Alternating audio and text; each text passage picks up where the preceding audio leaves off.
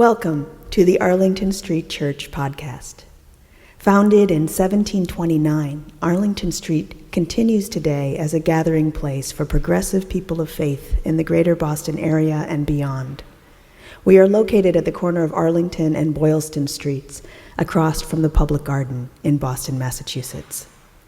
Please visit ascboston.org for more information about this historic Unitarian Universalist congregation.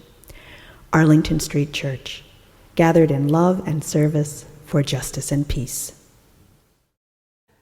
I love being a Unitarian Universalist. I was born into a Unitarian Universalist family, and as an adult, I claimed it as my own. There are more things I love about our faith than I can count, but there's one thing that I hate.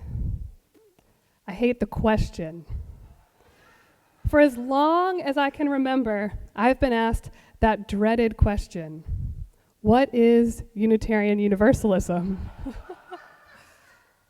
The first time I was asked this question, I was confused. Growing up UU, I assumed all churches were like my church.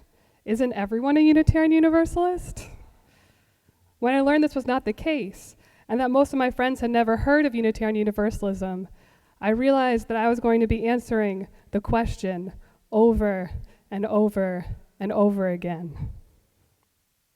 You might think that by now, I would have developed a highly refined and carefully rehearsed response when I'm riding the elevator with a coworker and they turn to me and ask, "Hey, by the way, what is Unitarian Universalism?" After all, I am an ordained Unitarian Universalist minister. But it's not that easy. Every time I'm asked the question, I feel my face flush, my speech becomes more rapid. I'm excited and nervous at the same time. This is my chance to get it right. But what if I mess up? And there have been times when I really messed it up. In 2014, I moved to North Carolina to do my first stage of training to become a hospital chaplain. One day I was meeting with a man whose wife was in surgery. We'd been talking for a while when the man paused, smiled at me, and asked, "Have you accepted Jesus Christ as your Lord and Savior?" I froze. What do I say? The right answer for me is no. But I was afraid, so I just blurted out the first thing that came to mind. "Sure?" "Wonderful," he said, totally missing my ambivalence. "Jesus is so great. What is your denomination?" "I'm a Unitarian Universalist," I said, still recovering from the shock of my previous response. He smiled. "Oh, I think I've heard of that. One of those churches that welcomes everyone." "Yes," I said. "Phew, at least I won't have to explain that." And then he continued, "You welcome everyone who believes in the blood of Christ." That's great. Y'all, I did not even correct him. I was so eager to be the chaplain I thought he wanted me to be that I just let it go. In the years since, I've processed this with other chaplains, with UU ministers. I even used it as one of the central stories for my divinity school thesis. Now I look back at that younger version of myself with compassion, and I remember the vulnerability I felt in that moment. I was afraid that if I told the truth about Unitarian Universalism, the truth about me, he would not want me to be his chaplain. The fear of rejection is real. And when someone asks me to explain my faith, I not only fear that I will be rejected, I fear that Unitarian Universalism will be rejected too. When I am asked, what is Unitarian Universalism, I feel pressure to legitimize our existence. In the same way that it's hard for me to understand exactly the Trinity, the Father, Son, and Holy Spirit, how that works, I know it's hard for others to understand how a religion that's not unified in the worship of one deity can work. The problem is, which I've discovered early on, is that there's no way to succinctly describe any religious movement in 2 to 3 sentences.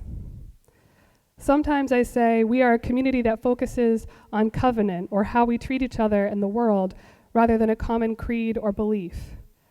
But that doesn't exactly feel complete.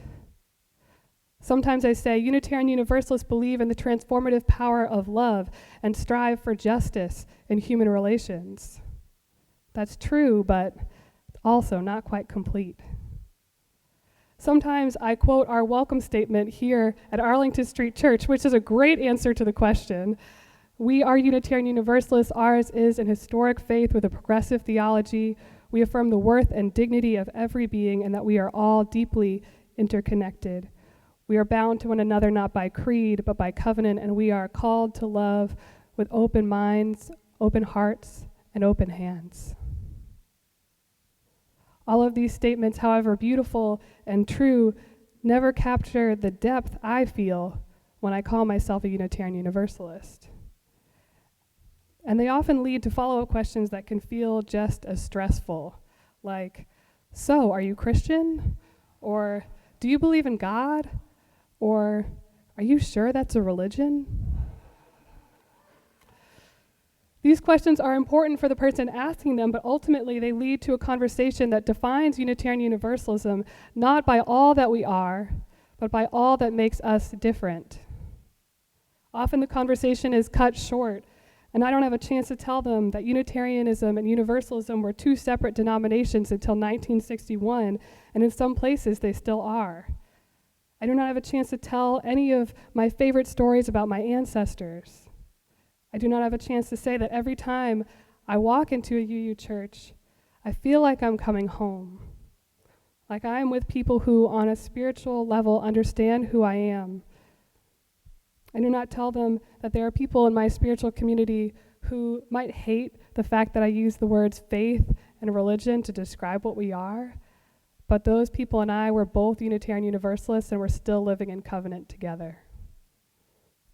When the conversation ends too soon, I feel a shallow sadness, like no matter what I say, the validity of my religion is still up for debate. Yet what I've learned throughout these years of attempting to answer the question is this. The question is an important Unitarian Universalist spiritual practice. Like other spiritual practices, answering the question is uncomfortable. It makes me nervous. I'm afraid I won't do it right. And yet, through the discomfort, it brings me closer to the question I most need to ask. Why am I a Unitarian Universalist? Each of us are continually engaging in the spiritual practice when we are asked the question, and when we come together to support one another in church on Sundays and throughout the week. We come together and we sing and we listen and we reflect on how we're engaging in the world. We come together and rather than asking one another, are your beliefs the same as mine? We ask, how can we serve the world with our lives? And we are not the first to do this. After all, ours is an historic faith. The earliest hints of Unitarian and Universalist thinking appear in the writings of early Christian theologians, Arius and Origen, dating as far back as the year 225. These early Christian intellectuals opened a door to the possibility of a Christian faith that believed that there was no scriptural evidence for the Trinity, and a Christian faith that believed in the possibility that through death, everyone is reconciled with a loving God. So no HE double hockey sticks for anybody. Over the next centuries, Unitarians and Universalists continued to study and practice their faith, often in secrecy. Our names, Unitarian and Universalist, were not the names our ancestors chose, but the names used to describe heresies that could lead to criminal charges, and in the most extreme cases, execution. The traditions, as we are familiar with them today, steadily grew into themselves in the 19th century. Theological debates began to break out at Harvard University as more and more prominent Christian ministers claimed Unitarian theology. Meanwhile, Universalist leaders like Thomas Starr King planted churches across the United States and Canada, preaching the gospel of a God who loves everyone.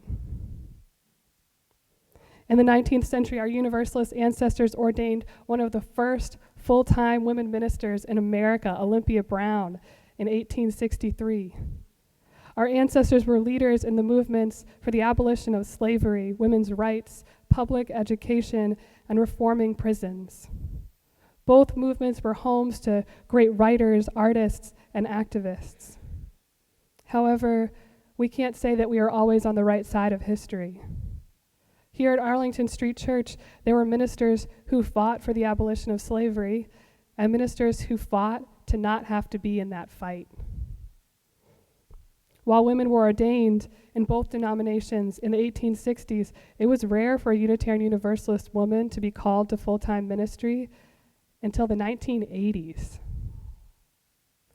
In 1961, the two denominations, Unitarianism and Universalism, led by their youth, made the choice to merge into one denomination. Our decision to merge was bold and complicated. Our ancestors found themselves asking, for the first time, what is Unitarian Universalism? Reverend Dana McLean Greeley, the Arlington Street minister whose portrait is on the fireplace in the Frothingham Library, and who served as the first president of the new Unitarian Universalist Association, answered the question with these words: Unitarianism means the dignity of man against tyranny and totalitarianism in all their forms, and it affirms the principles of freedom and reason in religion and the whole of life. Universalism means the salvation of all, and that there can be no isolated redemption or well-being or special privilege for some while others suffer or are condemned. And it affirms the integrity of nature, the cosmos, the goodness of God and life. Together, Unitarian Universalism will constitute a faith for the future, a faith for the mind and for the heart, a faith that quests for truth and the establishment of a kingdom of righteousness and peace upon earth. In the 58 years that we have been calling ourselves Unitarian Universalists, most of Greeley's message of who we are remains true.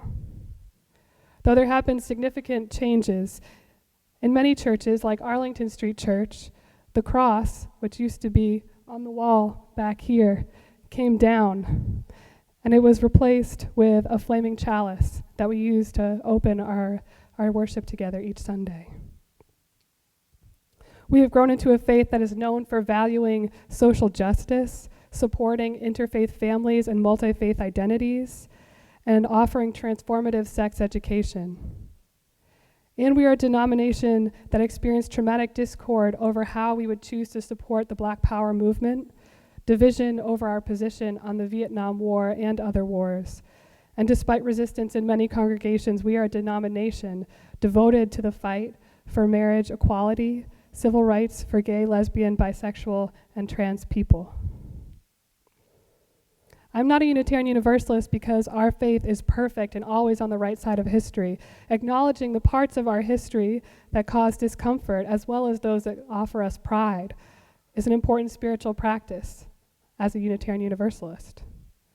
I love our history because it shows me that there were times when my ancestors took risks and times when they made sacrifices for a cause they believed would benefit humanity. I love our history because we have not been destroyed by conflict or divisiveness and resistance to change. We have moved through it with great struggle and great love to this present moment. And I'm a Unitarian Universalist because of our progressive theology. In divinity school, I used to lead historic tours of Boston to coming of age youth groups from around the country. And I would always start the tour by asking the youth to share one thing that they love about being a Unitarian Universalist. An overwhelming number of youth had the same response. I love being UU because I can believe whatever I want. This is partially true. Without a stated creed, we have great religious freedom. We support one another as we engage in our own responsible searches for truth and meaning. In doing so, we have a theologically diverse community. There are UU Buddhists, UU Jews, UU Christians, UU Muslims, UU humanists, UU pagans, and even more. And we come in so many varieties, and all of those varieties are valid and meaningful.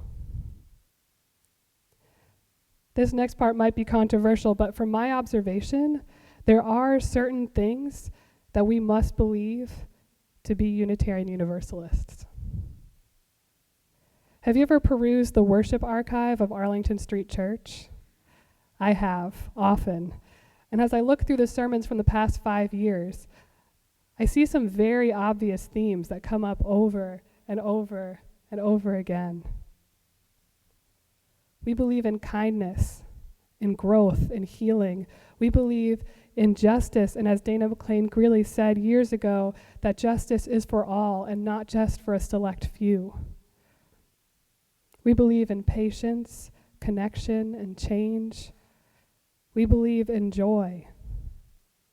We believe in the search for not only truth, but also wisdom. And above all else, we believe in the transformative power of love. Whether it comes from a loving God, a loving community, or a loving stranger, we believe in the power of love. Ours is a theology of love, a theology that calls us on to work with open minds, open hearts, and open hands. And the strangest thing about this for me is that our theology of love is progressive. In this sense, Unitarian Universalism holds on to its heretical roots. Unitarian Universalist theology still scares people a lot.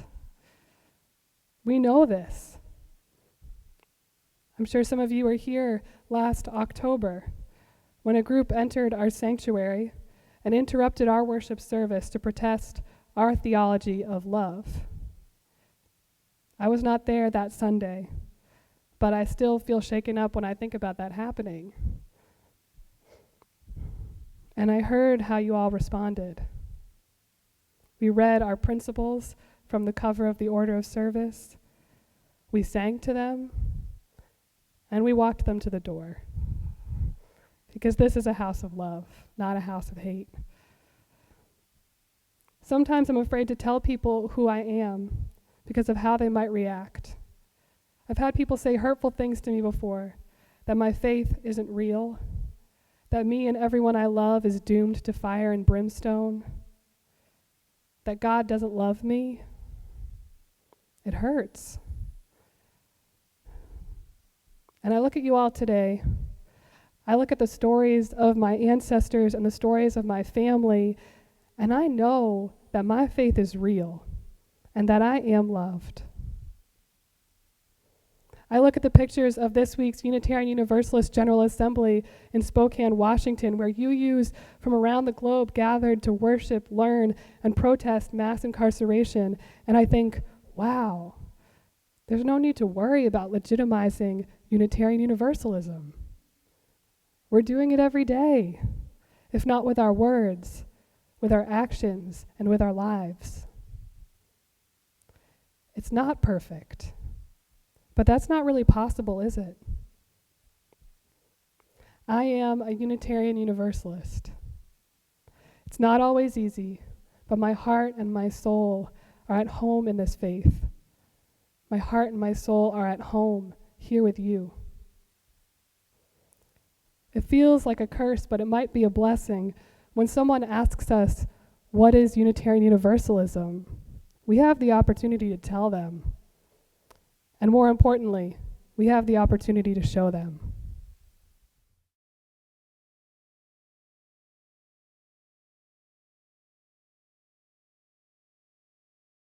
And I invite you to join hands for the benediction. Alondria Williams, the co-moderator of the Unitarian Universalist Association, once answered the question with these words: "We are the children of freedom fighters, visionaries, and radical liberal theologians.